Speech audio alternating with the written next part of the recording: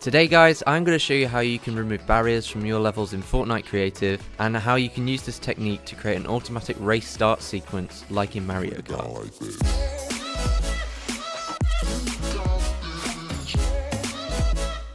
So to get started guys, I'm going to create a small little ground scene that I'm going to divide in half with a barrier. Underneath the level, you're going to want to build up from the ground using walls and then place a little floor underneath the level. We're going to connect the objective device to this floor later. Once you have the basic layout of your level, it's time to start adding the mechanics.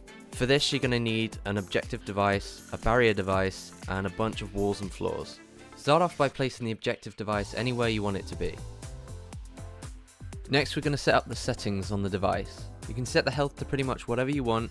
Make sure that the team that you set is not the same team number as the attackers, otherwise the attackers won't be able to damage this device. Set the explosion radius to a quarter tile, and the rest of the settings are down to personal preference. Next, we're going to copy this objective device downwards 3 times until it hits the wooden ramps that we have underneath the level.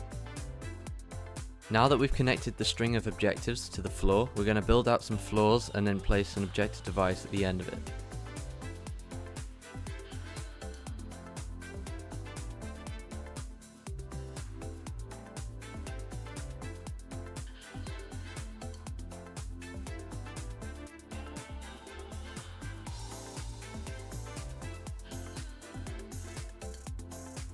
For the 2 objective devices underneath the map, make sure to hide the health bar and also set the health to 1.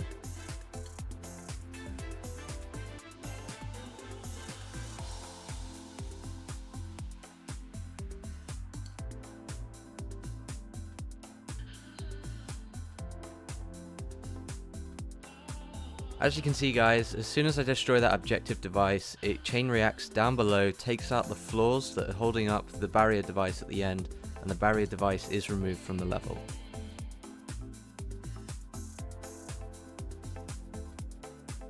You can also use this technique to create a race start sequence. To get started guys, build some walls like I'm doing off to the side of your level and place a floor on top. On top of this floor is where we're going to place our objective device. Copy the objective device from part 1 of this level and use the exact same settings.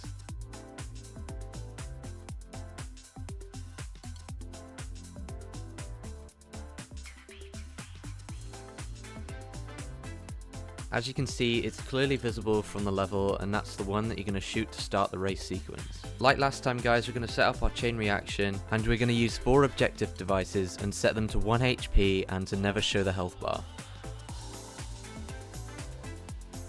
Next guys, we're going to build some floors underneath the map to roughly where we want the barrier to go.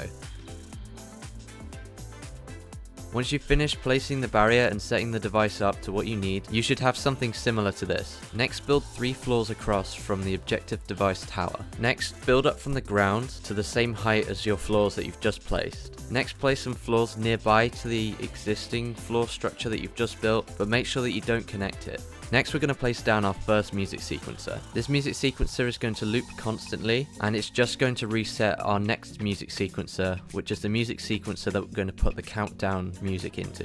You're going to want to set looping to infinite, tempo to 110, length to 3, leave the width height as normal, trigger type is trigger, zone visible to off, trigger is always active, direction forward, and set the damage to off. Place the second music sequencer as shown. As you can see, the looping sequencer will keep resetting the second music sequencer, so the second music sequencer won't be able to play all the way to the end. For the second music sequencer, we're going to want to set looping to off, tempo to 60, length to 7, width to normal, height to normal, trigger type is trigger, zone visible in-game is off, trigger is active always, direction forward, and damage to off. To create the 3, 2, 1 countdown sequence, we're going to use the highest F note on the yellow and blue note blocks. Place them at the edge of each tile, and this will create a 1-second gap between each of them.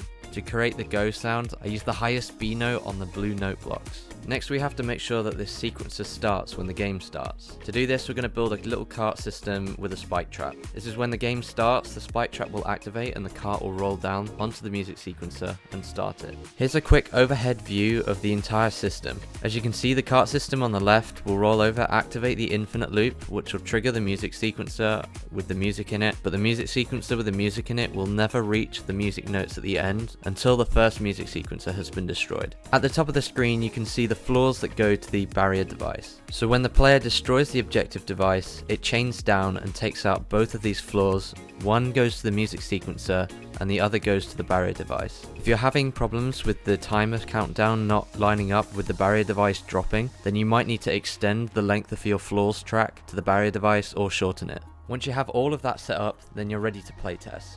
To start the race sequence, shoot out the objective device and then grab a quad crusher and wait for the barrier to drop. You should start to hear the race countdown, and then on go, the barrier device will get deleted. And that's it guys, that's how to remove barriers in your levels in Fortnite Creative and how you can use them to create automatic race start sequences. If you enjoyed today's video guys, make sure to like, comment and subscribe, and I'll see you in the next one. If you enjoy my videos and content guys, consider supporting me in the Fortnite item shop by using code BluDrive.